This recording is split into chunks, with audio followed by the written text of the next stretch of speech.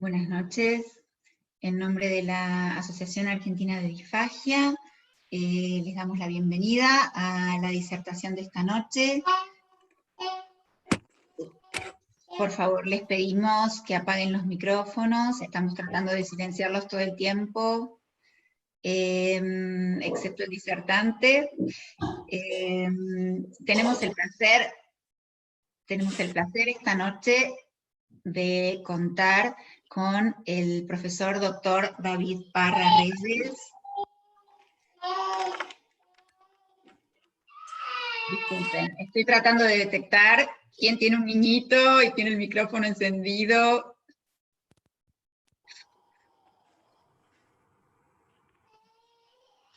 Denme un segundo, por favor.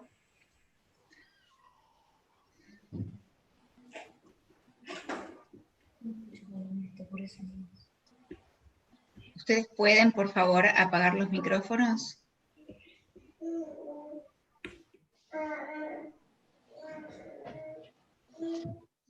Yo los estoy apagando todo el tiempo, pero alguien los vuelve a encender.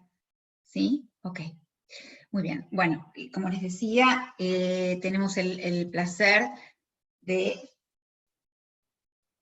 contar con el doctor David Parra Reyes, que es doctor en Ciencias de la Educación y magíster en Neurociencias, especialista en motricidad orofacial por CEFAC, Brasil, miembro de la International Association of Orofacial Myology y de la Asociación Brasilera de Motricidad Orofacial, es directivo de la Sociedad Latinoamericana de Disfagia, SLAD, es docente en pregrado y posgrado en la Universidad Nacional Federico Villarreal, licenciado tecnólogo médico en terapia del lenguaje del Hospital Guillermo Almenara, Irigoyen, Salud, es director científico y de investigación de la Comunidad de Motricidad Orofacial Latinoamericana, CMOL, y director del Centro de Motricidad Orofacial, CEMOF, y es presidente de la Asociación Peruana de Disfagia. Entonces, en nombre de la Asociación Argentina de Disfagia, doctor David Parra, le damos la bienvenida y le agradecemos profundamente la posibilidad de poder escuchar esta noche su disertación. ¿Cómo están? ¿Qué tal? ¿Se escucha el audio? ¿Todo bien? Se escucha muy bien. Qué bueno, qué bueno. Bueno, ante todo agradecer a la Asociación Argentina de Disfagia por permitirme llegar a sus hogares en estas situaciones, ¿no?, de inamovilidad social, ¿no?, para compartir con ustedes este interesante tema, ¿no?, como patrones de en este caso de la postura cervical en alteraciones deglutorias, ¿no? Nuevamente, gracias a la doctora Valeria Tong, que ha tenido el privilegio de poder invitarme a poder compartir con toda la comunidad de asociados, ¿no?, de la Asociación Argentina de Disfagia. ¿Sí? Entonces, cuando gustes, Valeria, podemos iniciar. ¿Me comentas? ¿Sí? Empezamos entonces. Cuando gustes. Vamos. Podemos iniciar. Dale. A ver, vamos viendo. Dentro del patrón postural es importante observar y tener en consideración ciertas características, ¿no? Una de ellas, por ejemplo, es el patrón postural.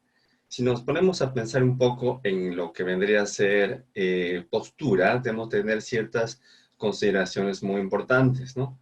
Obviamente, si vemos desde el punto de vista postural, ¿en qué relación esto nos va a influenciar a los patrones inadecuados en el patrón deglutorio? Si vamos a encontrar una respuesta completamente consecuente alguna alteración estructural, por ejemplo, a nivel cervical, a nivel de articulación temporomandibular. Y hay estudios, ¿no?, que se observan que cuando existe una alteración tanto en la cintura pélvica como en la cintura escapular, y más aún una alteración en la parte más inferior, ¿no?, como a nivel del fémur, ¿no? Y es más, características metacarpianas a nivel de pie o tobillo, por ejemplo, vamos a encontrar alteraciones que nos van a limitar algunas funciones del sistema estomatognático, ¿verdad? Dentro de esto vamos a observar de que la postura es muy importante determinar como una posición compleja y recíproca del cuerpo y de todas las extremidades, ¿no? Obviamente que van a relacionarse directamente con un patrón específico en el espacio. Tal es así que este sistema postural, ¿no?, ha sido definido ya muchas veces, ¿no?, como un patrón de una unidad central con una función de comando específicamente relacionado con el sistema nervioso central, ¿no? En este caso, que va a elaborar e integrar la información a través de ¿qué? De diferentes tipos de entradas, ¿no?, que denominamos aquí receptores, ¿no?, hacia un sistema efector, es decir, al sistema músculo-ligamentoso, ligamentoso, ligamentario, como podemos llamarlo, ¿no?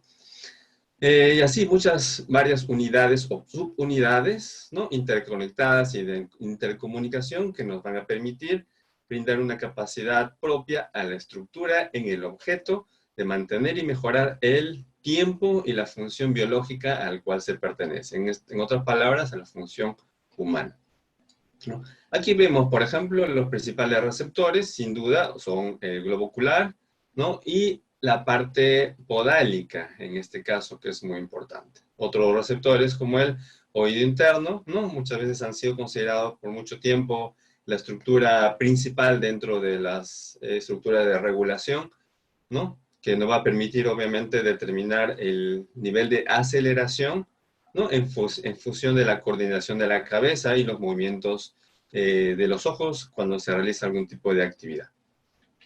Dentro de estos factores vamos a encontrar diferentes receptores, ¿no?, o parámetros que prácticamente son comandados por el sistema nervioso central, el cual van a permitir una integración de información, ¿no?, tanto de origen visual, táctil, propioceptiva y vestibular, ¿no? Tanto es así que ya en el año en 1976 aproximadamente, se empezaron a trabajar con diferentes tipos de receptores periféricos. Esto ya es una teoría bastante clásica, ¿no?, de Sherrington, que hasta ahora sigue vigente, el cual va a escribir una serie de clasificación de estos receptores de origen periférico, ¿no?, como tenemos aquí los exteroceptores, ¿no?, en el cual nos va a explorar prácticamente el ambiente externo, así como la parte cutánea y principalmente el gusto.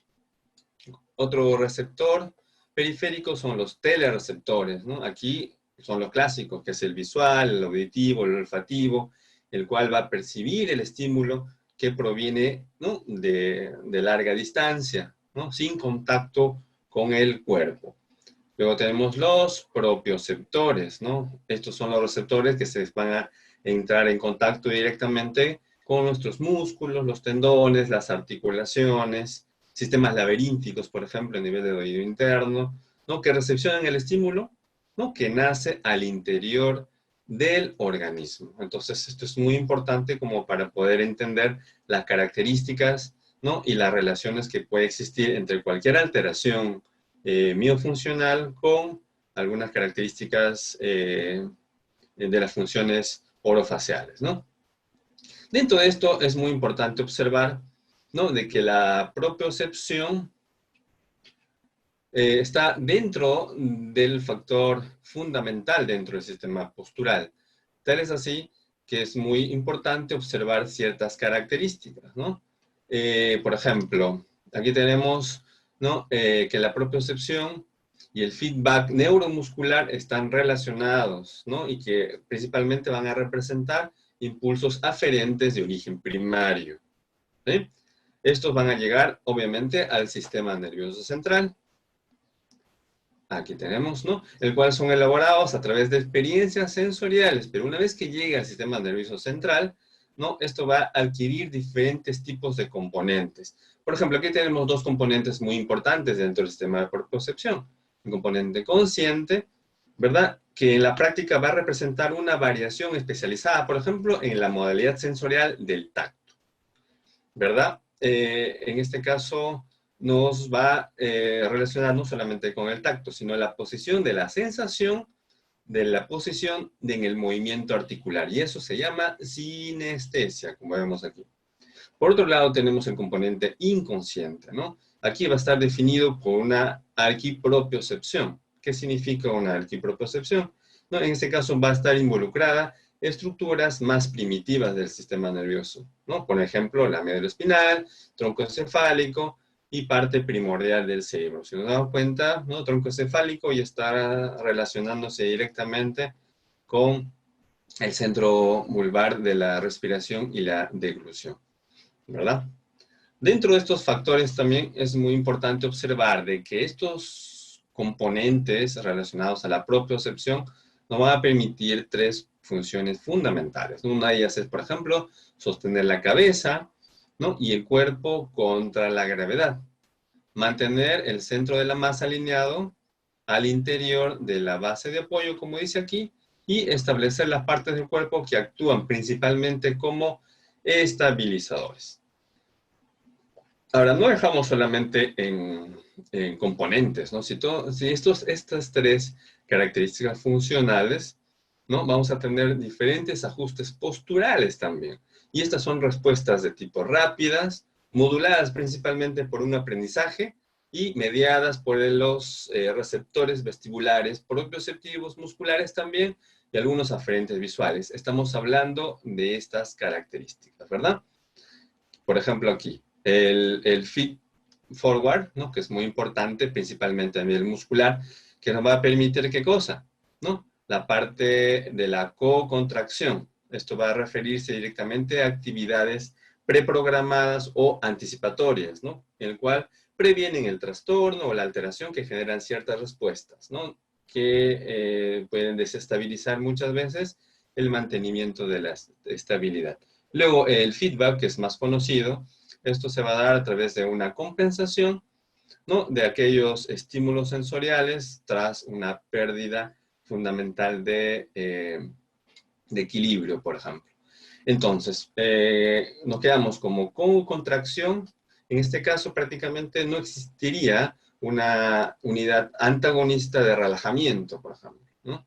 Y esto nos pone una fase de alerta, en fin, de observar algún tipo de respuesta que nos puede estar manteniendo algún tipo de movimiento, ¿no? Que genera tal vez algún tipo de sobreesfuerzo o una conservación del sistema de este mecanismo, ¿verdad?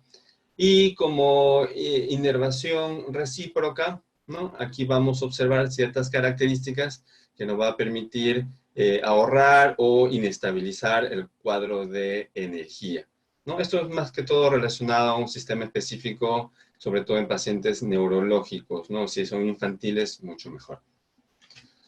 Dentro de estos formantes vamos a encontrar, ¿no? De que este sistema postural tenemos ciertas características, como vemos en la imagen del lado derecho, que vendría a ser una postura.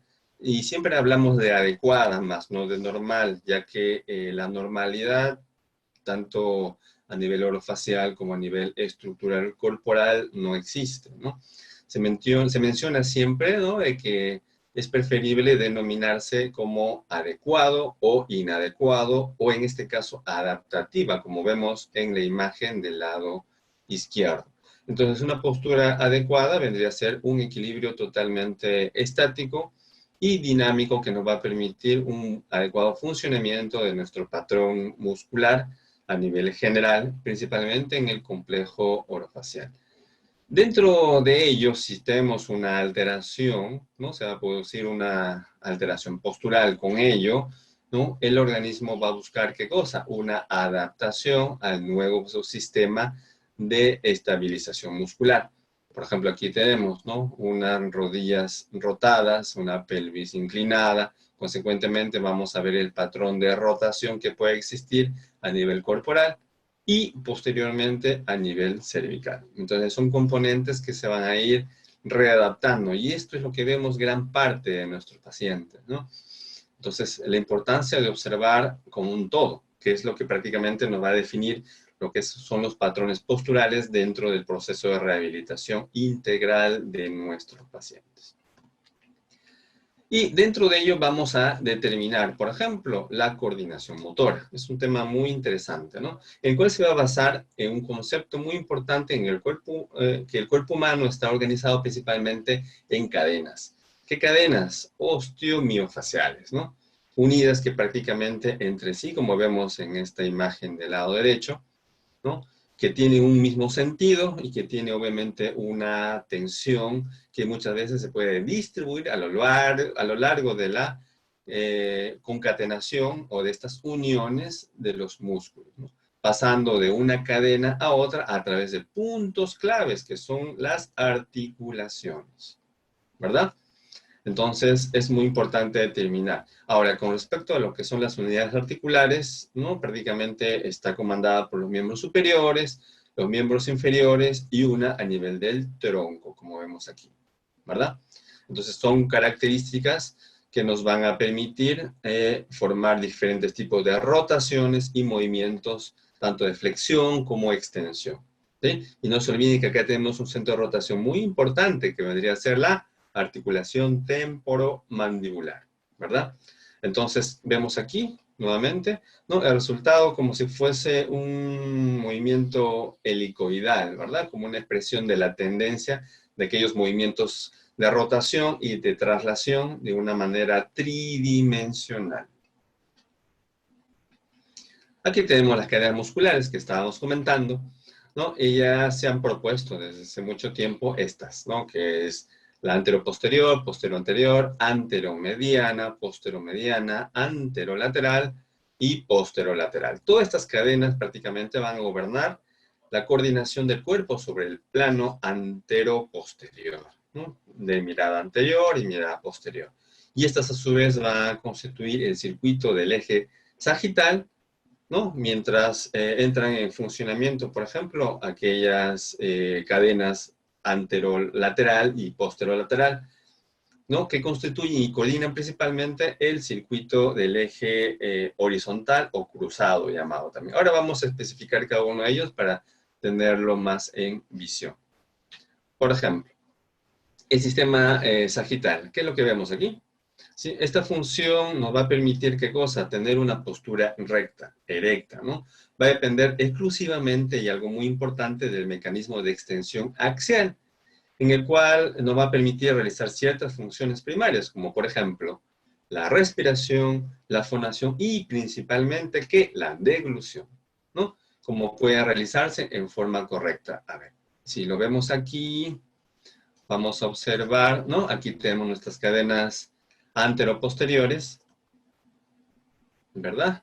Y vamos a observar de que tenemos diferentes grupos musculares, ¿no? Solamente puse aquí la parte mediana del tronco hacia la parte superior, en el cual nos van a relacionar directamente con los músculos masticatorios. Llámese la parte posterior de la cabeza, los músculos que permiten la estabilización, ¿sí? Los intercostales, que se relacionan directamente con la respiración. Y aquí vemos, ¿no? Algunos músculos relacionados al macizo facial, ¿no? Por ejemplo, los músculos oculares, ¿no? Los depresores de los elevadores y depresores del ángulo de la boca, ¿verdad? Y otros músculos que se relacionan directamente. Entonces, todos estos componentes son muy importantes, puesto que van a determinar, vuelvo a repetir, el sistema sagital, ¿no? Antero-posterior, ¿no? Vamos a ver. Luego tenemos aquellas cadenas anteromediales, ¿no?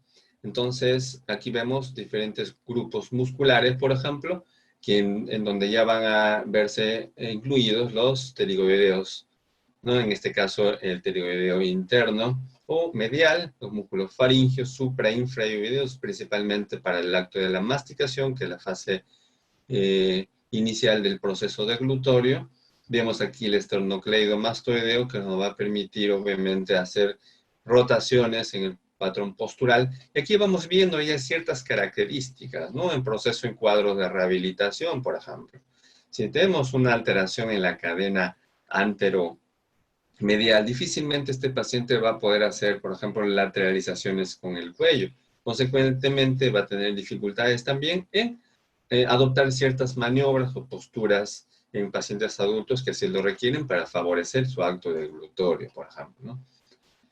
Entonces, esto es muy importante. Por ejemplo, en la cadena anteromedial, si todo el cuerpo se diera el caso, ¿no?, de que es hipertónico, por ejemplo, será una flexión con una pérdida de la lordosis, ¿no?, a nivel posterior, y la pelvis en retroversión, que es lo que más o menos menciona en el cuadro unas referencias específicas. Además, no solamente eso, el sacro, ¿no?, que está verticalizado. Esto lo vemos muchas veces en pacientes disfágicos que están relacionadas, por ejemplo, a enfermedades neurodegenerativas, tipo el Parkinson, ¿verdad?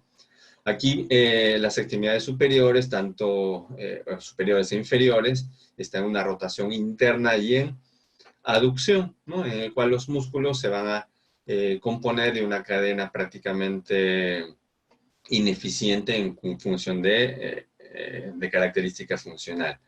Dentro de ello también observamos, ¿no?, la cadena posteromedial, en el cual, por ejemplo, si se retrae todo el cuerpo, ¿no?, estamos prácticamente en una situación de extensión, con tendencia a una lordosis total, ¿no?, inclinada prácticamente hacia la parte anterior, ¿no? Entonces, son características muy importantes. Y algo muy importante también en la cadena posteromedial, que vale la pena rescatar en función al acto deglutorio, es de que la columna cervical en la extensión, ¿qué es lo que va a hacer? Elevar la parte anterior del yoides.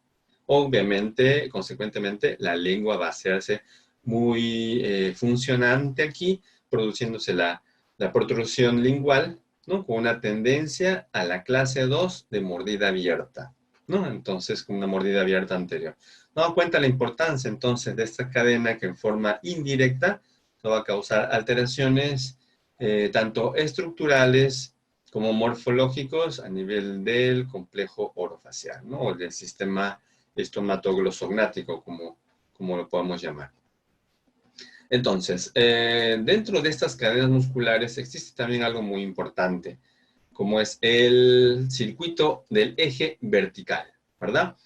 En este caso vamos a observar de que existe siempre un paso, ¿no?, de la tensión entre las cadenas del eje vertical o sagital, que se da prácticamente por una secuencia de movimientos, como vemos aquí, ¿verdad? Una secuencia de movimientos en el cual, por ejemplo, al realizarse la deglución, ¿no?, se organiza siempre en una flexión y extensión de la cabeza, ¿verdad? Entonces, en esta posición vamos a analizar un poquito el patrón deglutorio en función a la cadena muscular del circuito eje vertical. Entonces, al iniciar un patrón adecuado en deglución, ¿no?, siempre nos organizamos en una flexión y una extensión de la cabeza, ¿verdad?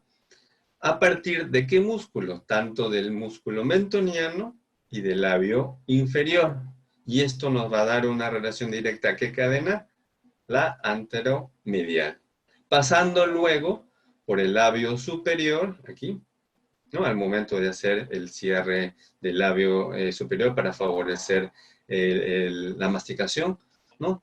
Pasando obviamente por la característica cigomática, ¿no? Y acá estamos viendo ya que va a mudar ¿a qué? A la característica de la cadena posterior y al occipito frontal, que es el músculo que va a la parte superior de la cabeza, ¿no? Esto ya entra a otro sistema muy importante, ¿no?, que es el posteromedial, esta cadena, para llegar prácticamente a los músculos suboccipitales y a los rectos anteriores laterales de la cabeza. Aquí vemos, ¿no?, que están formando parte de la cadena anteroposterior. Desde allí, ¿no?, desde esta característica vamos a observar que la tensión va a llegar prácticamente hacia la parte inferior. Bien, vemos aquí, ¿hacia dónde? Al sacro, a través de los músculos posteriores de la espalda, por ejemplo, que forman la parte de la cadena anteroposterior, ¿verdad? Y de ahí se reenvía a las características sacroespinales, que son parte de los músculos mediales para regresar a los suboccipitales. Se dan cuenta que es un parámetro muy importante que muchas veces no podemos tratar de identificarlo de una manera más específica. No se olviden que siempre cuando trabajemos un cuadro deglutorio o alteraciones específicas de la deglución, ¿no? Tenemos que observar todos estos patrones musculares asociados a las cadenas. Imagínense si este paciente está en posición echada, ¿no? Está hospitalizado, ¿dónde quedarían todos sus patrones, ¿no?, neuromusculares relacionadas a las cadenas? Completamente desalineadas, ¿verdad? En una sensación no solamente de hiperextensión de cabeza, ¿no?, sino que una alteración sensorial bastante prominente. Por eso es la importancia del trabajo fonoaudiológico dentro del tema intrahospitalario, ¿no? O el paciente que está en cuidados intensivos para facilitar estos patrones, ¿no? Mejorar un poquito el patrón cervical de movimiento y trabajar la parte sensorial a nivel intraoral. Y es muy importante observar aquí, ¿no?, los puntos clave del paso de la atención, ¿no? Como vuelvo a repetir, en resumen o en forma esquemática vendría a ser el sistema hioides-lengua, ¿no?, en el cual pasa a nivel del sacro como punto 2, el eje a nivel de vértebras C0, C1 y C2, y conjuntamente con el eje que pasa a nivel del pubis. Entonces todo es un patrón de un circuito tanto en cadenas posterior-anteriores, mediales y laterales. Se dan cuenta qué tan complejo es el patrón deglutorio si lo vemos a nivel postural, ¿verdad? Entonces, dentro de esto tenemos que observar, ¿no?, de que existe prácticamente un patrón muy importante del equilibrio. Y esto nos da como consecuencia, ¿qué cosa? El patrón específico del tronco. El tronco es un eje muy importante a nivel corporal que va a reagrupar estas dos formas, ¿no?, de tensión. En este caso, el enrollamiento y la torsión. ¿Sí? Como vemos aquí en esta figura. Entonces, aquí observamos, ¿no?, de que la cabeza, obviamente cóncava, ¿no?, se va a prolongar prácticamente hacia la parte posterior y con la columna vertebral, ¿no?, nos va a dar relación directamente al eje posterior. Entonces, aquí vamos a ver diferentes tipos de equilibrios, donde la cabeza prácticamente se relaciona directamente con la columna cervical. Entonces, este importante sistema cibernético postural, le llaman algunos autores, ¿no?, en el cual empezó a manejarse ya desde el año 49 aproximadamente con el esquema de Brody. Luego Castillo Morales fue modificándolo y todo lo demás, ¿no?, a través de una serie de piezas funcionales, tanto estructuras óseas como estructuras musculares, para tener consigo prácticamente el patrón postural deglutorio que ahora está muy de moda muchas veces por otros colegas dentro del equipo de rehabilitación en función a sus competencias, ¿verdad? Entonces, vemos aquí. Es muy importante determinar, ¿no?, que el hueso hioides va a representar un soporte óseo muy importante para la lengua. Entonces, de ahí nace lo que es el sistema cérvico, cráneo, mandibular y hioideo, ¿verdad? Entonces, aquí en el ámbito de la rehabilitación postural, ¿no?, aplicada, prácticamente se observan diferentes tipos de situaciones en el cual la fundamental vendría a ser respetar la horizontalidad, ¿no?, a pesar del centro de paso que pueden existir en diferentes situaciones, tanto en el sistema muscular sagital y o cruzado. Entonces, ¿qué vemos aquí? ¿No? De que existe una relación prácticamente entre muchas inserciones musculares, ¿no?, que forma prácticamente el cráneo con diferentes estructuras, ¿no? En este caso, la musculatura supra e infrahioidea, el estiloideo, el digástrico posterior, ¿no?, prácticamente con la parte anterior, que es en la sínfisis pubiana, en el cual van a estar insertados los músculos, por ejemplo, el digástrico subiente anterior, ¿no?, el miloioideo, principalmente ellos, en función directa en la parte anterior también con el tórax, como vemos aquí, ¿no?, a nivel del esternoioideo y el esternotiroideo. Y sin dejar de lado este musculito muy importante que va en la escápula, que vendría a ser el homoioideo, ¿no? Entonces, al tener toda esta característica muy importante ioidea y muscular, ¿no? Vamos a tener que realizar, por ejemplo, este tipo de movimiento. Al hacer este tipo de movimiento de flexión de la cabeza, ¿no? Notamos de que su punto de origen de la flexión, ¿dónde es? A nivel del tronco. Consecuentemente, esto se hace de una manera bastante pronunciada.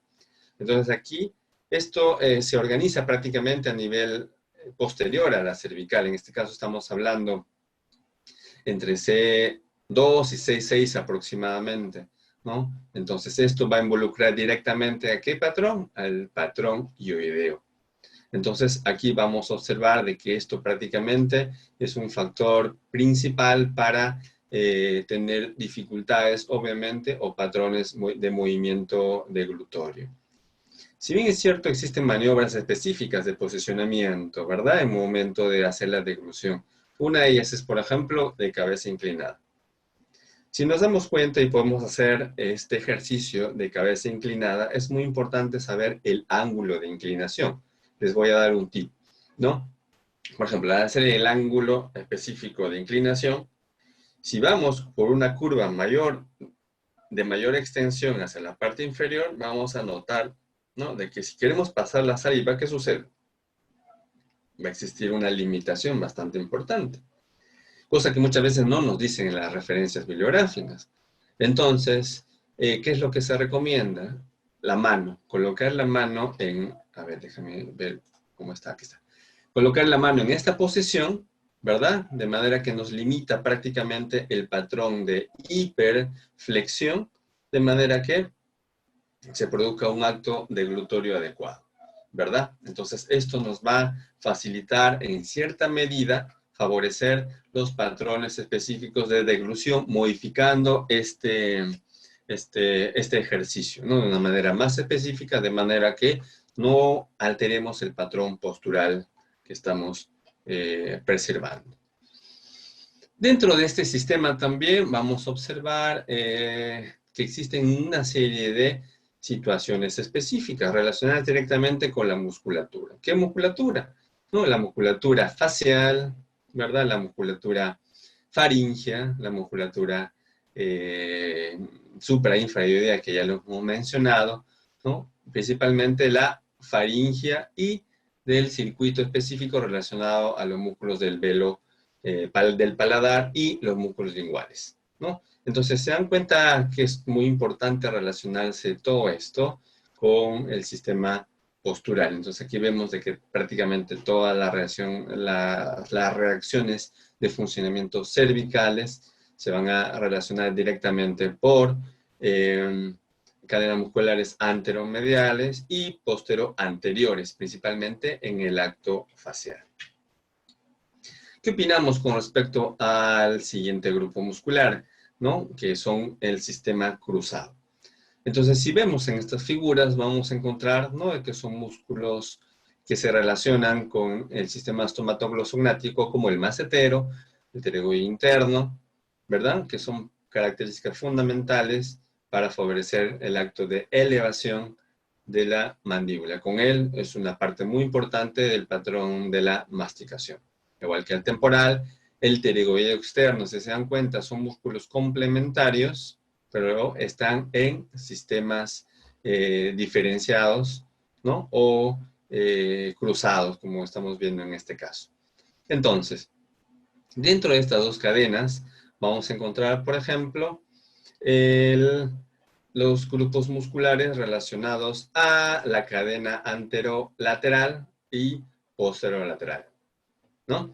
Entonces, por ejemplo, en la anterolateral vamos a encontrar, ¿no? Una flexión bastante acentuada, ¿no? Con respecto a lo que es el tórax en el momento de la aspiración, por ejemplo. Aquí se presentan los hombros caídos y anteriorizados, etc. Si vamos dándonos cuenta, ya estamos hablando un patrón postural muy importante denominando, o que denomina prácticamente el niño con síndrome de respiración oral, que muchas veces va asociado a alteraciones propias en la deglución, ¿verdad?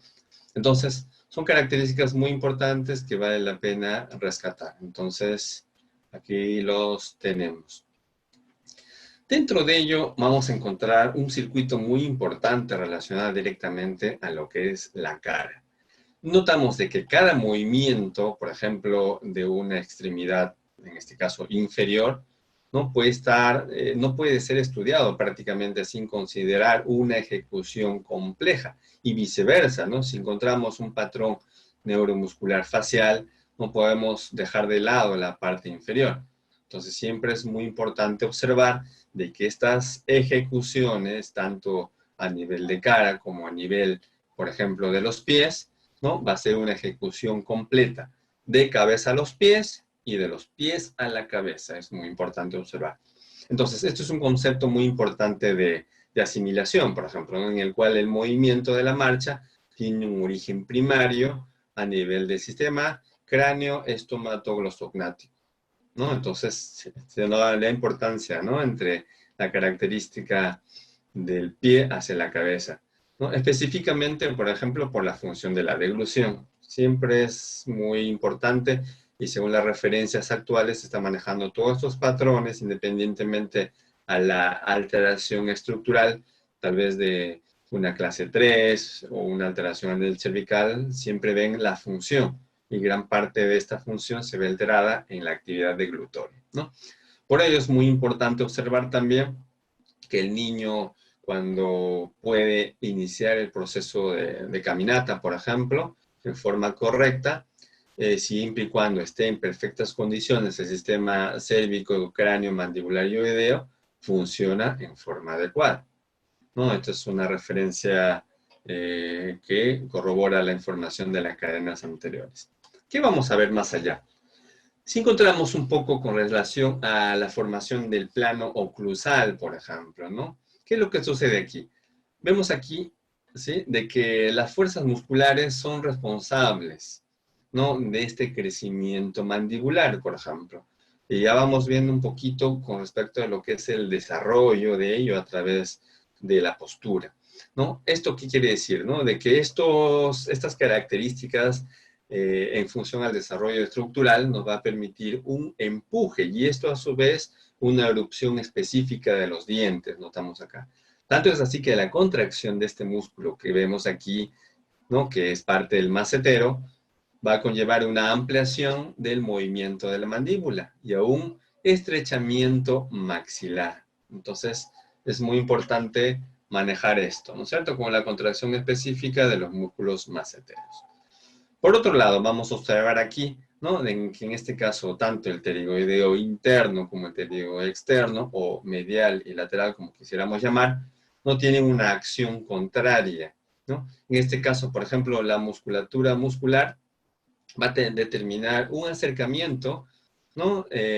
Con respecto a la coordinación para la expulsión de algunos dientes. Por ejemplo, la acción específica del pterigoideo, ¿no? Al cual se acerca directamente a los cóndilos, determina una mayor fuerza de expulsión a nivel anterior. Y con ello vamos a observar qué cosa, la presencia de la erupción de algunos dientes deciduos inferiores, ¿no? Como son los primeros dientes. Entonces, resultantes a estos vectores, por ejemplo, vamos a encontrar que existen ciertas fuerzas musculares, ¿no? En el cual nos va a permitir una trayectoria en sentido vertical y distal. Ya estamos entrando en el plano de la oclusión. Entonces, se dan cuenta, una serie de cambios, ¿no? Nos van a permitir ciertas características que, si vemos la acción muscular, ¿no? Van a causar alteraciones o un buen funcionamiento de las estructuras relacionadas directamente a la erupción dentaria. Si tenemos un mal funcionamiento muscular, estas estructuras van a ser deficientes, consecuentemente la función ejercida por los dientes, que es la masticación, el primer acto de la deglución, va a ser deficiente también. En otras palabras, aquí vemos, ¿qué cosa? Nuestros dientes, ¿no? Que tiene obviamente, miren, una relación espacial muy importante con todas las estructuras que lo rodean, ¿verdad? Aquí tenemos los músculos maceteros, pterigoideos internos, externos, etcétera. Esas son fuerzas centrífugas y centrípetas que van a permitir, ¿qué cosa? Valorar el alimento durante el proceso de la masticación. En este caso, va a ser un resultado de fuerzas antagonistas, ¿verdad? A las cuales está sometido y prácticamente va a orientar la búsqueda en relación a la forma y función que puede ser muchas veces integrado en la actividad masticatoria. Entonces, es muy importante también observar y trabajar de una manera multidisciplinaria. ¿Con quién? Con el ortopedista funcional de los maxilares, ¿no? Aquí en Perú, en Argentina también, ¿no? Tenemos estos profesionales que nos van a permitir trabajar ya desde muy niños, ¿no? Directamente en relacionar el trabajo dentario para producir, ¿qué cosa? Cambios a nivel de las estructuras. Y ahí tenemos que iniciar con el trabajo de regulación a nivel orofacial y del sistema estomatoglossognático para también colaborar en la activación o regulación de estos grupos musculares. A ver, ¿qué vemos aquí? Aquí vemos, por ejemplo, un plano coronal de la cara donde se observan los dientes y la lengua, parte de los músculos suprayoideos y parte de la nariz también. Aquí vemos, ¿no?, que los dientes se erupcionan posicionándose dentro de un corredor muscular. ¿Y cuál es ese corredor muscular? Aquí. Este corredor formado por la lengua y la musculatura de las mejillas, ¿verdad? Que es el mecanismo bucinador. Y por delante, ¿qué está? Los labios. Entonces es muy importante observar esto, ¿no? De que tiene que existir un equilibrio entre las fuerzas. Entonces, este equilibrio entre las fuerzas, ¿no? Puede estar relacionado directamente al patrón masticatorio, en el cual va a formar, miren aquí, una doble hélice que tiene como centro superficial el plano oclusal, obviamente a nivel de los dientes. Y esta expresión de aquellas fuerzas que son aplicadas, ¿no?, se van a ver de una manera tridimensional, como vemos en esta diapositiva anterior, ¿verdad? Entonces, estos cruces helicoidales que vemos aquí, ¿verdad?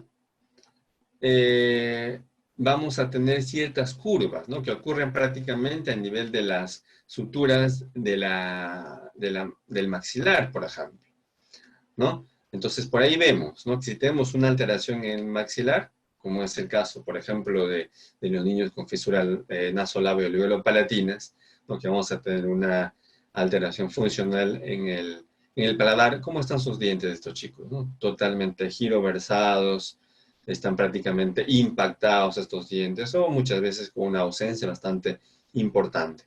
Entonces, es muy importante también determinar esto, ¿no? Entre el primer y segundo molar posteriores, ¿no?, va a ser una guía muy importante para el patrón específico de la oclusión. En este caso, trayendo como consecuencia, en caso que así se amerite, ¿no?, la clase 2 y la clase 3 de Anger. Entonces, son importantes estas compensaciones bajo un estímulo funcional adecuado. Entonces, si se dan cuenta, ¿no?, esta teoría es prácticamente relacionada a las estructuras de los ortodoncistas, en el cual le llaman la teoría de oclusión esférica, ¿no?, de Monson, en el cual va a relacionarse directamente estas estructuras y el equilibrio muscular de las fuerzas. Si vemos, ¿no?, existen diferentes tipos también de fuerzas, no solamente la fuerza que produce a nivel del diente, ¿no? Tenemos otras fuerzas que se relacionan directamente también con el acto directamente oclusal. Quiere decir, cuando ya existe el cierre de la mandíbula, en el acto de conjunción entre dientes superiores e inferiores. Entonces aquí vamos a tener un eje muy importante dental longitudinal, ¿no?, en el cual van a converger en el mismo punto situado prácticamente a nivel nasal, ¿no?, del punto de la glabela, ¿no?, hacia la parte nasal, que relaciona directamente con la característica de todos los dientes. Entonces estas fuerzas, ¿no?, resultantes de las fuerzas musculares, tanto axiales, maxilares y mandibulares, ¿no?, va a pasar prácticamente por esta estructura, que es la apófisis cristagali, ¿no?, a nivel etmoidal, que va a representar un punto de ataque anterior de la hoz del cerebro directamente. Entonces, nos preguntamos, ¿no?, ¿por qué los vectores de estas fuerzas musculares descargan en este punto. ¿Qué es lo que menciona? Miren acá, estas fuerzas, ¿no? En este caso, la direccionalidad de los dientes, ¿no? En el cual son vectores específicos de una fuerza muscular en el cual van a participar directamente los dientes a través de la biomecánica dentaria y craneal general, en el cual obviamente vamos a tener diferentes tipos de estructuras y fuerzas que se van regulando a través de ¿qué? De la masticación. Por eso es muy importante determinar el patrón de masticación cuando corresponde hacer este patrón, ¿no? Y es más, hay situaciones en las cuales viene un paciente con alteraciones en la deglución, por ejemplo, ¿no? Entonces, uno piensa, ¿no? Diferentes tipos de cuadros de alteraciones en la deglución que puede haber. Entonces, al momento de hacer la evaluación intraoral, nos damos por sorpresa de que tiene ausencia en piezas dentarias o tiene prácticamente unos dientes postizos o prótesis dentaria, ¿no? Si nos damos cuenta, la prótesis dentaria no tiene un plano oclusal adecuado, simplemente son piezas totalmente rígidas, ¿verdad? Entonces, esto va a limitar también el patrón de propiocepción masticatorio y mandibular. Entonces, ¿qué es lo que vemos aquí? Por ejemplo, una postura y en relación directamente a la función lingual. Entonces, miren acá, ¿no? Si tenemos una postura adecuada en relación directa a un patrón anormal, ¿verdad? ¿Dónde vamos a ubicar el foco, el punto focal del equilibrio postural, ¿no? Hemos estado hablando ya de algunas funciones tanto primarias, ¿no? Como en este caso la respiración y la deglución, que son esenciales fundamentalmente para el desarrollo, ¿no? De un equilibrio postural adecuado. También muchas veces es conocido, ¿no? De que este paciente con esta característica de anteriorización, ya lo hemos comentado, ¿no? Como es el patrón de la respiración oral, ¿no? Se va a producir, ¿qué cosa? Una interposición lingual anterior, consecuentemente una mordida abierta anterior, ¿no? ¿Debido a qué? A la hiperextensión cervical con una posición avanzada de la cabeza, ¿no? Entonces, aquí tenemos una finalidad prácticamente que el niño adopte esta postura para mejorar la permeabilidad de las vías aéreas. Obviamente, esta función fundamental, pero causa muchas veces alteraciones en otras funciones, ¿no? Como por ejemplo la deglutoria y por ahí algunos componentes de fonoarticulación relacionados directamente a la alteración propia de las estructuras, ¿verdad? Entonces, ¿qué es lo que se busca directamente con respecto a una postura lingual en reposo? ¿No? Se tiene que analizar prácticamente, ¿no? La relación directa que existe entre ciertas funciones, principalmente la respiración, ¿no? Con respecto a lo que es el cierre labial, por ejemplo, la postura y la función lingual en relación directamente a la columna vertebral, como vemos aquí, ¿no? Entonces, si nos ponemos a pensar de que la lengua obviamente representa un volumen tridimensional, ¿no? Que es un hidrostático, un hidrostato, ¿no? Muscular, ya que no tiene una forma definida y se va a adaptar de acuerdo a la función que corresponda. Entonces, esto va a asumir un rol morfogenético muy importante, ¿no? Principalmente en las fases iniciales de crecimiento y un rol de equilibrio ya en la fase intermedia. Estamos hablando de 15 años aproximadamente, ¿no? Y un rol, obviamente, de compensación ya en el patrón de fase adulta.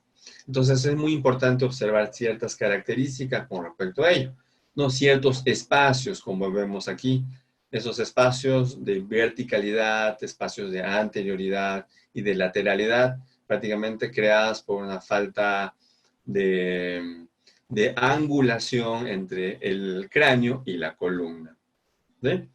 Entonces, aquí vemos, ¿no? Entonces, dentro de este factor vamos a encontrar directamente las repercusiones, ¿no? De ciertas características musculares que nos vamos a encontrar cuando encontramos una postura adinámica, como vemos aquí, ¿no? Entonces, cuando encontramos... Ah, ¿sí? David. Sí, qué interesante, digo, todo esto, ¿no? Sobre todo en los pacientes crónicos, y tenemos un par de preguntas. No sé si querés que vayamos haciéndolas o las dejamos para un momento determinado. Yo creo que dejamos al final, ya me falta tal vez Ah, unas preguntas bueno, positivas y ya vos respondemos todo y lo vamos a... avisanos cuándo podemos ingresar con las preguntas. Sí, yo creo que damos un pequeño espacio y lo vamos haciendo, no hay problema. Bueno, Para ¿cómo no? terminar un poquito la idea, ¿no? Entonces vemos aquí, por ejemplo, en la imagen izquierda, ¿no? El equilibrio anterior, y después de esta pérdida de extensión axial, se asocia prácticamente a una postura adinámica, como vemos aquí, en el cual, ¿qué es lo que va a suceder con la cabeza? Va a estar proyectada hacia adelante, con una extensión cervical y una compresión, aquí miren, una compresión atlanto-occipital, ¿no? Que prácticamente a nivel de C0, C1. En este caso se va a producir una lordosis lumbar que aumenta con la anteversión pélvica, ¿no? Y las rodillas extendidas, los pies cabo, valgo, etcétera, ¿no? En que el cual va a ser básicamente una postura específica del respirador oral. Y esto, si nos damos cuenta, en planos totalmente inclinados, en un desequilibrio, vamos a encontrar una asimetría estructural a nivel del paladar, ¿no? En el cual obliga a la lengua a trabajar directamente en torsión.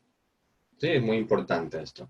Y observamos que aquí tenemos los tres planos en el espacio, ¿no? Un plano inclinado en el proceso hioideo, un plano inclinado a nivel de la cintura escapular, ¿verdad? Y una compensación, nótense aquí los planos que no son paralelos, ¿no? Son asimétricos, una compensación de la cintura pélvica, ¿no? Produciéndose obviamente a una asimetría funcional de las extremidades inferiores y en los apoyos que se produce con los pies a nivel del suelo, ¿no? Entonces aquí vamos viendo diferentes tipos de características en el cual se va a producir un paladar prácticamente estrecho. Entonces, si nos damos cuenta dentro de estas funciones, ¿no? Las características muy importantes de observar el patrón cervical dentro del proceso de la deglución, iniciando por la masticación, por ejemplo, encontramos siempre un niño con ciertas características. Es muy importante observarlo también de esta manera, ¿no? Observarlo a nivel muscular y ver cómo están funcionando estas estructuras, ¿no? Como ya hemos estado observando, y viceversa, ¿no? Entendiendo directamente el funcionamiento de esos patrones biomecánicos, podemos ayudar a mejorar prácticamente este patrón de inestabilidad o de equilibrio funcional, como vemos, por ejemplo, en los niños con alteración neurológica. Y gran parte de estos pacientes, obviamente, van a tener alteración en el proceso de deglución. Yo creo que hemos terminado. Tal vez podemos explicar algunos conceptos más adelante como para poder complementar alguna información, ¿no? Por ejemplo, aquí tengo una especie de Sí. actividades que podemos ir realizando, no sé, una especie Sería de interesante primero que te realicen en persona, ya que estamos en un grupo limitado, poder conversar, hacer la conversación en directo. Por ejemplo, bueno, claro, claro. Liliana Santamarina, la secretaria de la Asociación Argentina de Disfagia, que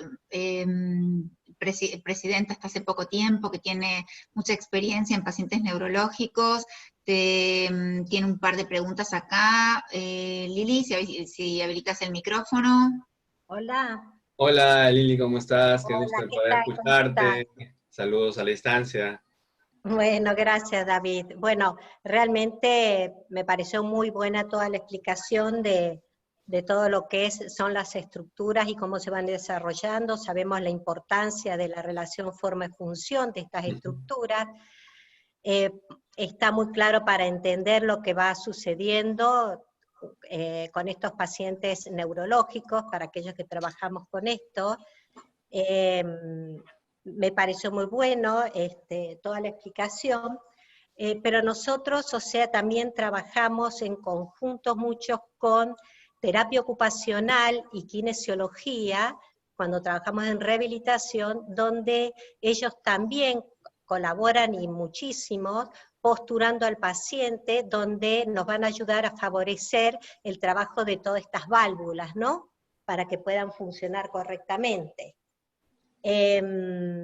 Yo lo que quería preguntar era si ustedes contaban con el trabajo de los terapistas y kinesiólogos, y además quería saber qué experiencias tenías en el manejo de la cabeza de los niños, cómo los posturás, por esta caída hacia adelante o hacia atrás, ¿no? De los chiquitos con lesiones cerebrales, ¿cómo los posturabas en el momento de alimentación?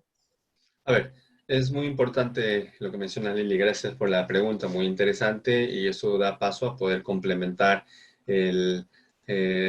la práctica de ahora, ¿no? ¿En qué sentido?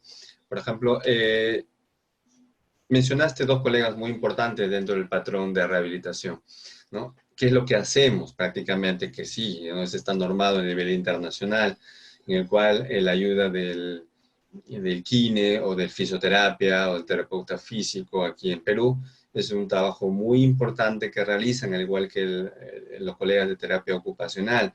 Entonces es un trabajo totalmente integrado, y lo que realizamos en este caso para pacientes neurológicos, es la coterapia. ¿Qué quiere decir la coterapia? Es trabajar, por ejemplo, en simultáneo, ¿no? Me dio algo en función al trabajo, por ejemplo, de los tres. He llegado a trabajar con los tres profesionales en simultáneo. ¿Qué quiere decir con esto? Por ejemplo, si tenemos en este caso de este paciente, ¿no? Vemos con un cuadro de espasticidad bastante importante. Entonces, ¿qué es lo que se hacía anteriormente? El kinesiólogo buscaba ciertos patrones de equilibrio, ¿verdad? De relajación, a través de sus técnicas específicas. El paciente prácticamente estaba en un patrón adecuado, postural, como para poder continuar otra terapia. Pero cuando rompía este patrón, ¿verdad? En el momento de que, por ejemplo, la mamá ingresaba y lo pasaba a trasladarlo a su continuación terapia fonoaudiológica, por ejemplo, este niño inmediatamente le salían todos sus reflejos tónicos cervicales asimétricos, consecuentemente llegaba a la terapia de fonoaudiológica para hacer la actividad de alimentación y deglución, y estaba en este patrón de hiperextensión, refleja y todo lo demás. Entonces, ¿qué es lo que se ha propuesto? Trabajar en simultáneo. ¿Qué quiere decir con esto? ¿No? Mientras que el terapeuta físico o kinesiólogo está trabajando en la colchoneta, haciendo sus inhibiciones reflejas corporales, nosotros trabajamos en simultáneo, haciendo el trabajo a nivel de cintura cervical y cabeza, a través del complejo ioideo, y mientras que el colega de ocupacional tal vez estaba trabajando un poquito en relación al trabajo postural y la compensación a través de utensilios específicos, como por ejemplo la coordinación ojo, mano y boca, para lograr este patrón de alimentación en aquellos chicos que pueden hacerlo, ¿no? Pero principalmente he trabajado con kinesiólogos en este proceso de coterapia. Eso sería lo ideal. Y si no tenemos esa posibilidad de hacer el trabajo en simultáneo, sugiero utilizar, digamos, un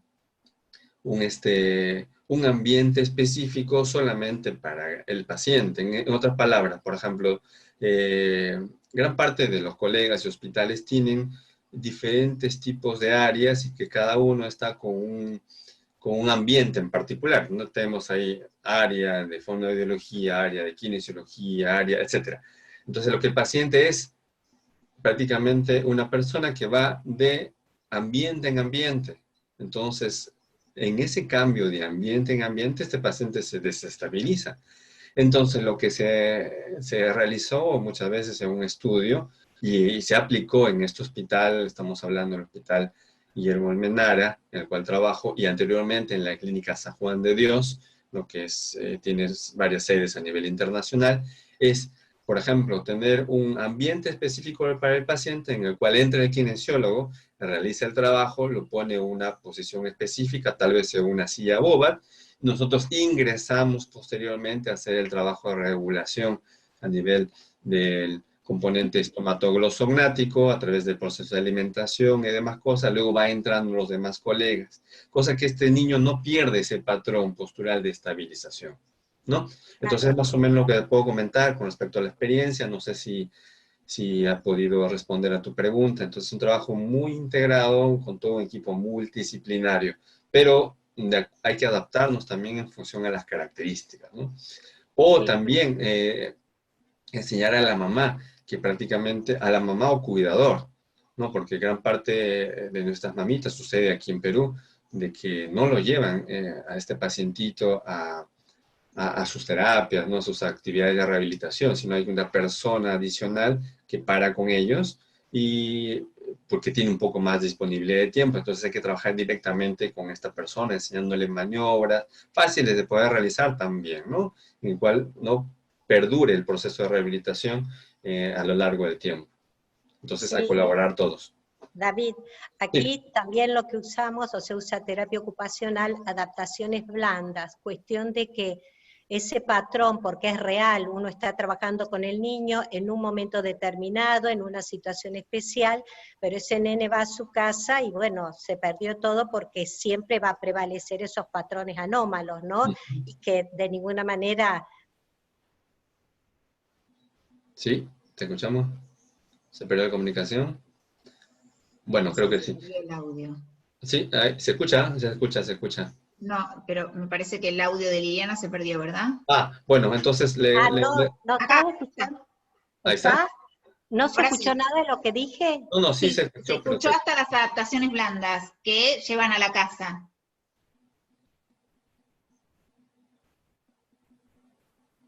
Ahí se no. perdió. Ah, bueno, otro detalle es muy importante, hablando del tema de control postural. Si bien es Sí. cierto, es muy importante esto en el proceso de alimentación, principalmente en el acto inicial de masticación. Entonces, siempre es muy importante utilizar ambas manos, ¿no? La primera es centrar la focalización. Espera, aquí tengo justo una maqueta, un minuto que tengo una maqueta aquí como para explicar ello. Un minuto. A ver.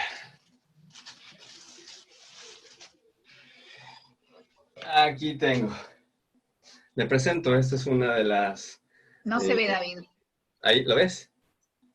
No, vemos, ¿No? vemos tu pantalla. Estás compartiendo la pantalla. Bueno, ¿se ve? Sí, Sí. claro, creo que está bien. Esta es una de las últimas maquetas que realicé como para poder Ahí está, sí. explicar el patrón de trabajo postural, ¿no? En función a las musculaturas supra, infra y oideas. Entonces, aquí vemos al cráneo. A ver, déjeme ubicarlo mejor, que pesa un poco, pero espere. Vamos a hacer espacio aquí. Ahí está. A ver, aquí tenemos. Entonces, al tener este patrón específico, entonces lo que realizo siempre es muy importante, ¿no? Trabajar en función con la mano no dominante, en el cual permite, ¿qué cosa? La estabilización cervical del paciente. Entonces, siempre es muy importante no agarrar directamente en partes blandas y musculares, simplemente a nivel óseo. Siempre se recomienda a nivel de la parte posterior, ¿sí? A nivel de la apófisis mastoides, que son gran parte de los grupos de inserción muscular a nivel posterior. Entonces, fijamos aquí y tenemos este patrón del brazo que nos va a permitir estabilizar, ¿qué cosa? La columna cervical. Entonces, al tener este patrón muy importante de estabilización, ¿no? Nos va a permitir controlar mucho mejor esos reflejos patológicos a nivel de cadenas cruzadas, por ejemplo, y se va a producir la actividad de apertura de boca, por ejemplo, y nos va a facilitar el proceso de alimentación. Entonces, es lo que podría recomendarte un poco con ayuda en control cervical, siempre sujetando la parte posterior del paciente, ¿no? En caso que se necesite hacer alguna maniobra, siempre es muy importante, ¿no? Predecir a esta y ver cuál es la posición adecuada para deglutir.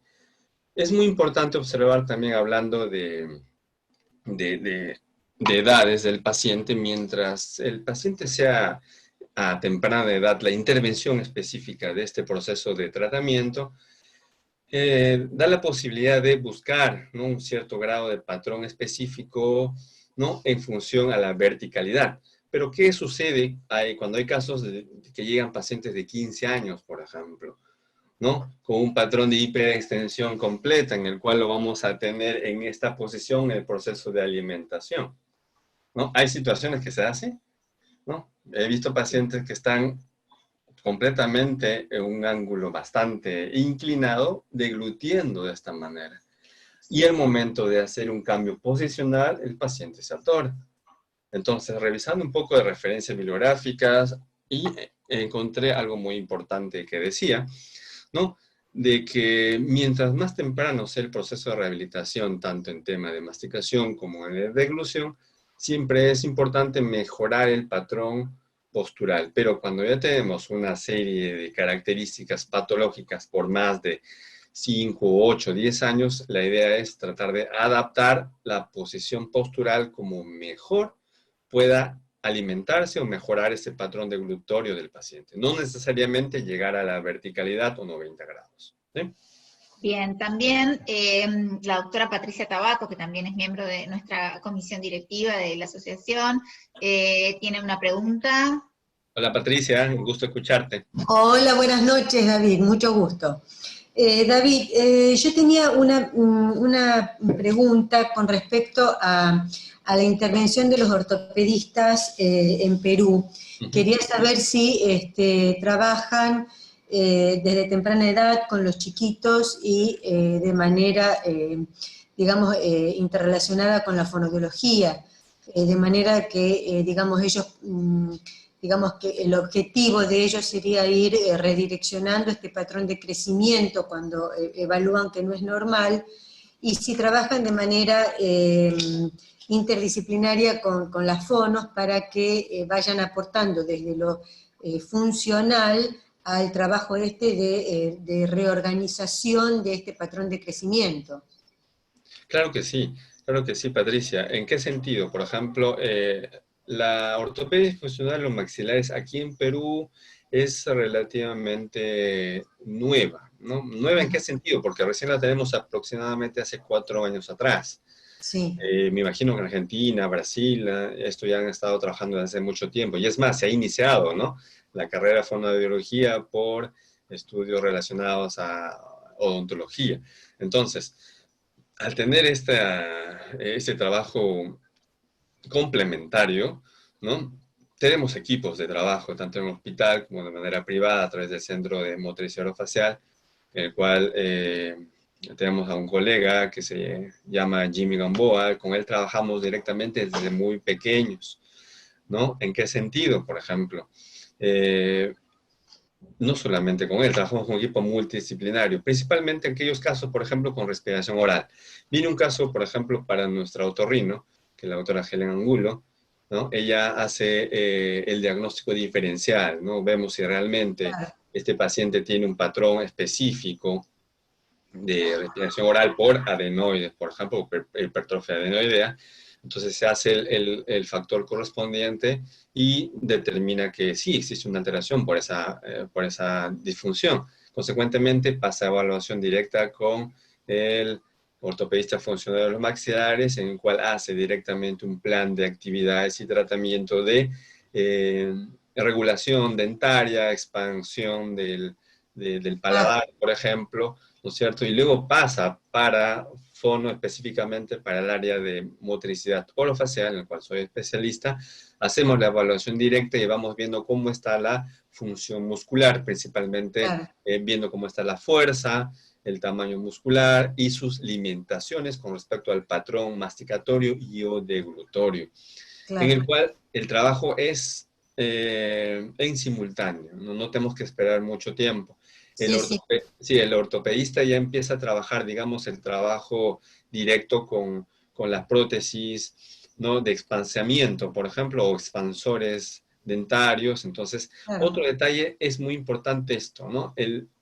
A veces se recomienda nuestra intervención antes para trabajar de una manera sensorial, ya que el niño muchas veces quiere tocarse el diente y es una sensación de náusea. Imagínense tener prácticamente una patología casi las 24 horas del día, ¿no? Entonces causa un cierto rechazo. Entonces, tenemos que trabajar primero la adaptación, ¿no? A través de estructuras sensoriales, trabajando los receptores del sistema estomatoclosognático inicialmente, igual que los dentarios, que nos va a permitir adaptar la prótesis que queremos, ¿no? Y es todo un proceso de trabajo. Adaptación, claro. Sí, nosotros aquí en la Argentina hay un grupo de trabajo muy importante que son muy funcionalistas, los ortopedistas, hay distintas corrientes, ¿no? Sí. Pero nosotros trabajamos en los niños con patología neurológica y sin patología neurológica, donde realmente trabajamos desde temprana edad, primero para ver si hay una vía aérea superior calibrada, ¿no es cierto? Es decir, si no hay una hipertrofia ni de amígdalas faringias o palatinas que estén allí, digamos, ocupando espacios aéreos que realmente son importantes porque, digamos, el pilar para nosotros también del crecimiento maxilofacial es la respiración nasal. Claro. Entonces, una vez garantizado eso, ya se puede, digamos, el ortopedista trabajar, porque si no sería muy dificultoso para este niño tener una prótesis dentro de la boca si no tiene una buena posibilidad de ventilar por su nariz. Claro que sí. Y algo para complementar, Patricia, discúlpate que te corta, de que se me vaya la idea, es, por ejemplo, tener criterios específicos de elección, tanto del ortopedista como del especialista en motricidad orofacial o fonoaudiólogo. ¿En qué sentido? Ver cuáles son los patrones reflejos patológicos de este niño neurológico, ¿no? Porque si una mordida refleja, por ejemplo, una hipersensibilidad intraoral, vamos a tener dificultades para poder ingresar a la boca, ¿no? Entonces puede causar muchas veces atragantamiento o romper el aparato. O sea, son criterios de elegibilidad siempre y cuando se va a trabajar con pacientes neurológicos. Mucho cuidado. Claro. Sí, es así, es así. Bueno, muchas gracias, David, muy claro. De nada, Patricia, un gusto. Bueno, ahora te presentamos una pregunta. Tenemos a María Laura Malara. La licenciada Malara es una especialista en disfagia pediátrica muy conocida en Mendoza, también socia de nuestra asociación. María Laura. Un gusto, María Laura. Qué gusto. Hola, mucho gusto.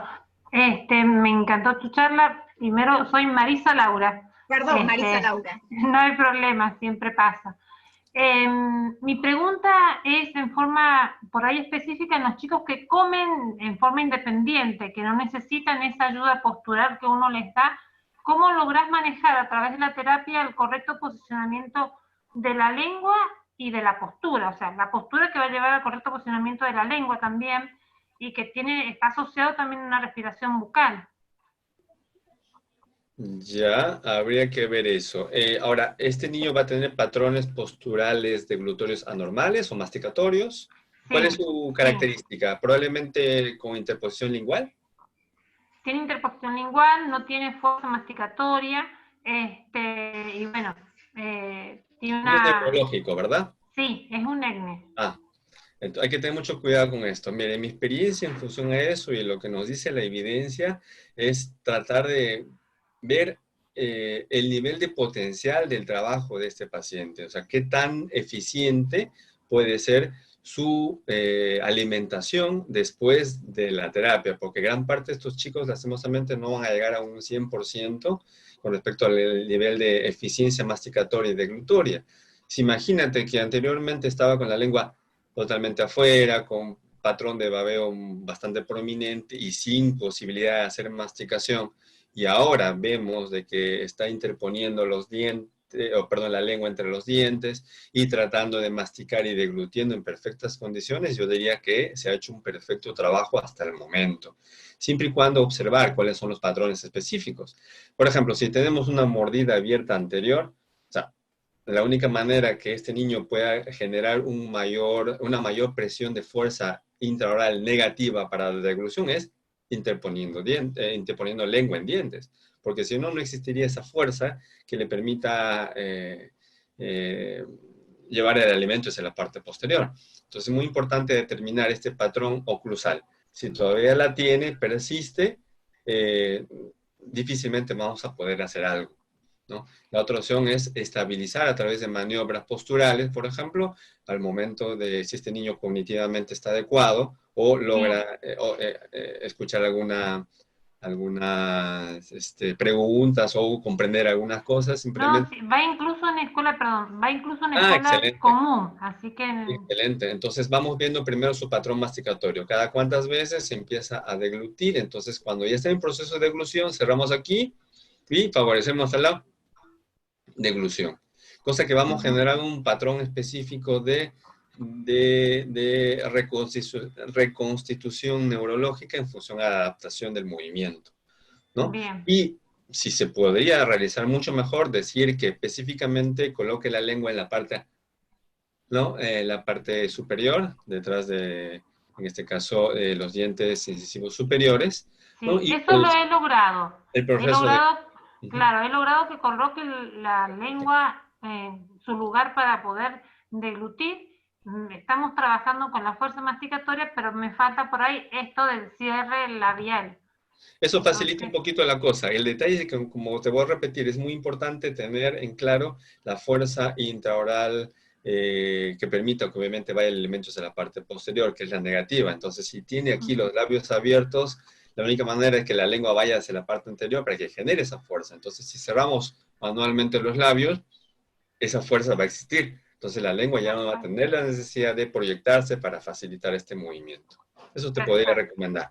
Y eso se logra obviamente con la concientización hasta que logre tener el patrón adecuado. Y la otra recomendación podría ser es de que haga un paso forzado en la deglución. Quiere decir de que cuando ya estás a punto de deglutir, Juan, por ejemplo, ya estás a punto de deglutir, entonces cierra con fuerza los dientes y pasa la comida. Entonces esto hace que cambie un poquito el patrón deglutorio en la parte anterior y facilite obviamente el paso en la parte de la fase faríngea de la deglución. Entonces son estrategias que se pueden aplicar mientras dure el patrón obviamente de rehabilitación. Perfecto, muchísimas gracias. De nada, Marisa. Laura. Bien, David, la doctora Yuri, bueno, que todos la conocen también, de la comisión directiva de la Asociación Argentina, te va a hacer una consulta también. Doctora Yuri, qué gusto de poderla escuchar, todo un honor tenerla aquí. La última vez que la vi fue en el Congreso de IFAGIA, que tuve el honor de compartir mesa con usted. Cuénteme en qué le puedo ayudar. No, mi pregunta es, ¿a qué edad se refieren cuando hablan de atención temprana en equipo interdisciplinario, desde el punto de vista respiratorio? ¿A qué edad se están refiriendo? Más que edad, digamos, es la atención oportuna que se brinda al paciente, ¿no? Por ejemplo, podemos tener un niño recién nacido, por ejemplo, ¿no? Que tiene atención específica en proceso de o se vista, ¿no? A tener una alteración neurológica o un patrón de alteración en el proceso de succión, por ejemplo. Es ahí donde determinamos específicamente que este paciente necesita una atención inmediata, oportuna o temprana, ¿no? ¿Qué es lo que sucede muchas veces a nivel de Perú, por ejemplo?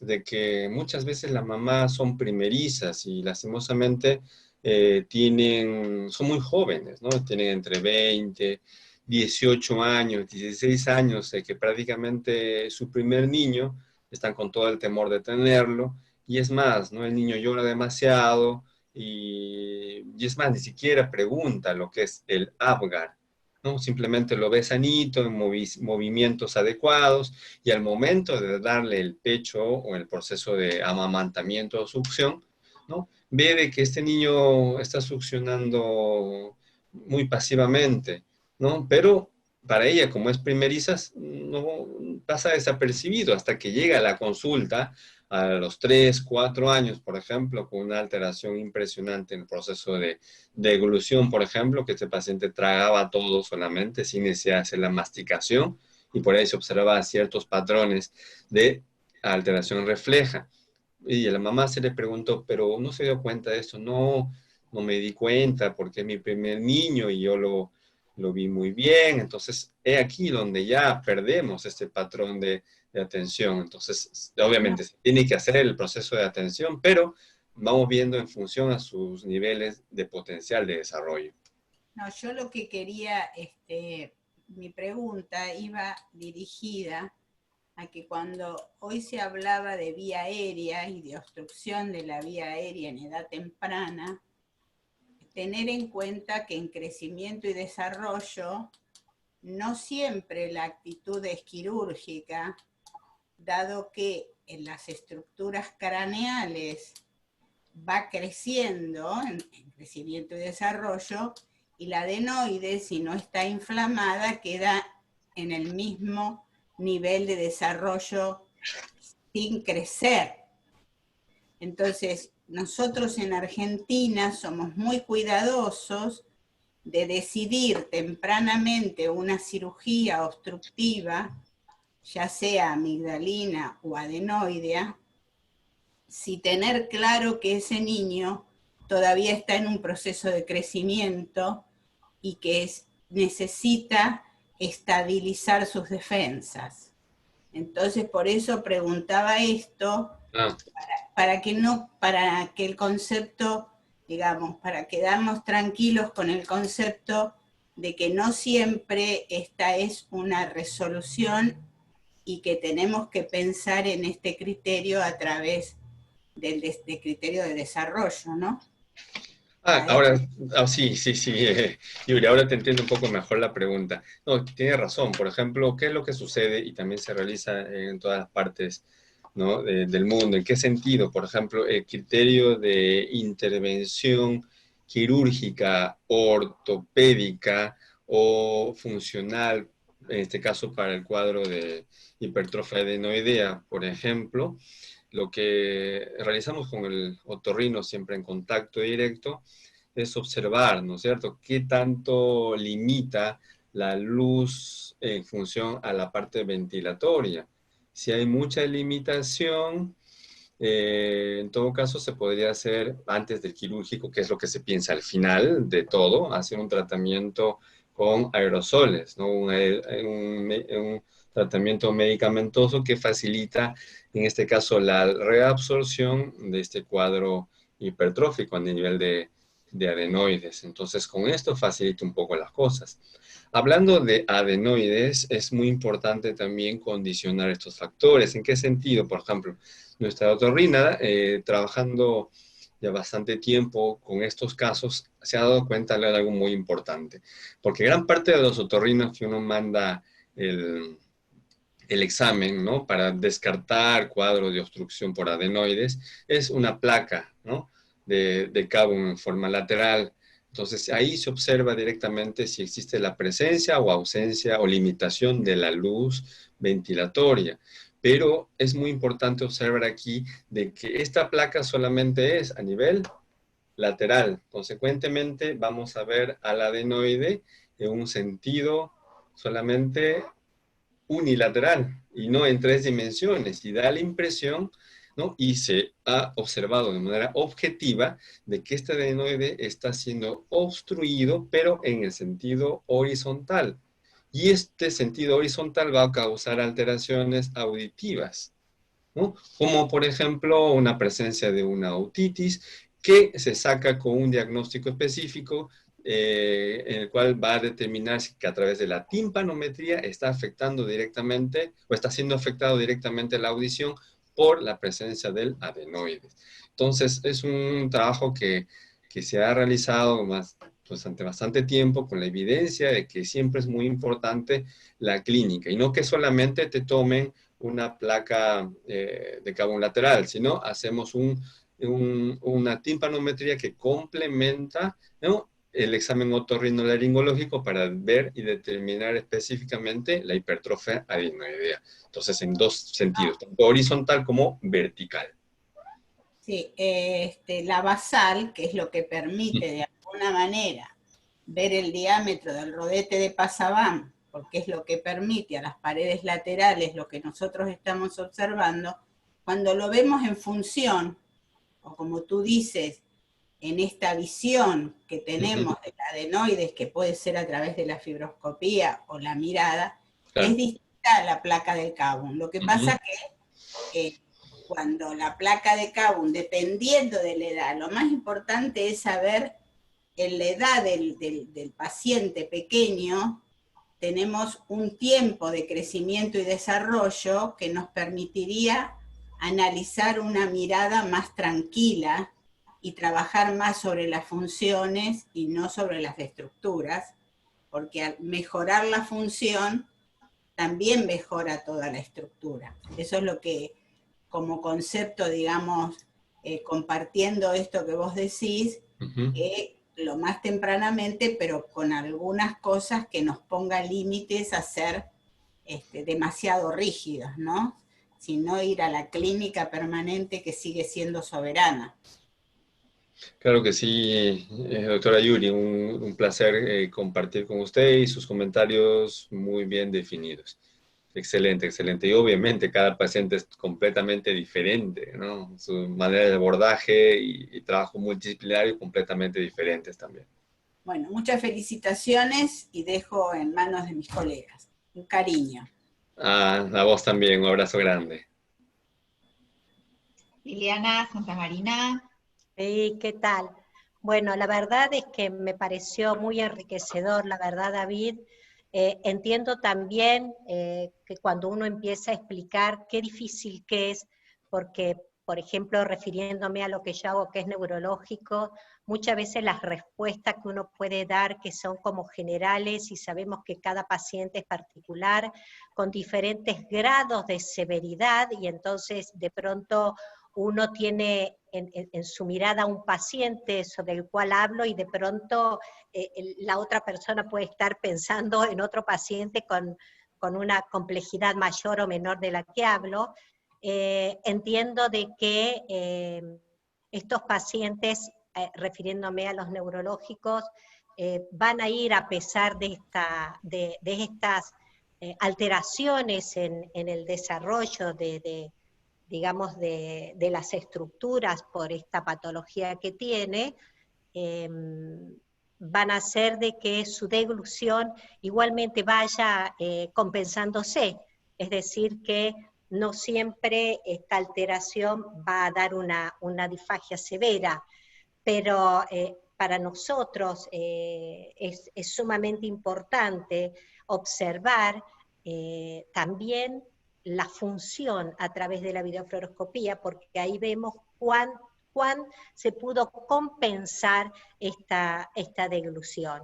Y lo que quería decir, por lo que dijo Silvia, que se habló de las hipertrofias tanto adenoideas como amigdalinas, que no nos olvidemos que todos los niños neurológicos también tienen adenoides y tienen amígdalas que pueden estar hipertrofiadas y que a veces uno se come cada descuido y por no haber observado eso. Así que bueno, me encantó, muy clara tu exposición, David. Muchas gracias. Gracias a vos, Liliana. Sí, tienes completamente razón, ¿no? A veces uno, cuando ve un patrón neurológico, inicialmente, si vos no tenés la práctica o el ojo clínico que le llaman, ¿no? No observas estos detalles, entre comillas, pequeños, pero sumamente importantes, ¿no? Y ahí te vas a dar cuenta de que este paciente no es que esté con la boca abierta o su malposición dentaria o palatal es por el cuadro neurológico, sino que simplemente tenía la vía nasal obstruida, ¿no? Entonces Claro, son claro. temas importantes que se tienen que trabajar y observar siempre al detalle. Antes de hacer el patrón respiratorio, en este caso la corrección directamente de las funciones, es importante una buena evaluación, ¿no? Y todo ello a través de un marco teórico que nos pide, que nos den herramientas de poder ver al paciente de una manera integral, que es fundamental. Claro. Muy bien, muy bien. Bien, Liliana, gracias por la pregunta y buen complemento, excelente. Bueno, Liliana nos va a hacer la despedida, entonces, así yo los despido, te agradezco muchísimo, David, por todo, gracias por la charla, fue excelente, y los dejo con Liliana, que nos despide hasta el próximo encuentro, que va a ser muy prontito. Bueno, gracias, la verdad es que agradecemos a todos, agradecemos a David y agradecemos a a las profesionales colegas que han puesto interés en este tema y que es tan importante tener en cuenta la parte también anatómica del paciente y poder un poco entender por qué es que van sucediendo todas estas alteraciones luego en la función. Y las alteraciones digamos, en la actividad o en el movimiento de las válvulas en el momento de la deglución. Así que muchas gracias a todos y nos vemos en la próxima. Gracias, gracias a todos por permitirme llegar a ustedes, ¿no? Agradeciendo nuevamente a la Asociación Argentina de Disfagia, porque nos permite dar un espacio, ¿no? En estas situaciones que me permiten llegar a sus hogares, compartirles algo de teoría en función a las cosas prácticas que se van realizando dentro del patrón de rehabilitación, ¿sí? Desde el punto de vista de motricidad orofacial. Un abrazo a la distancia para todos y todas las presentes y gracias por estar aquí. Especialmente un abrazo a Valeria, ¿sí? Y a todo el grupo que aquí los estoy viendo en forma general. Un abrazo, gracias a todos. Hasta otra nueva oportunidad. Gracias.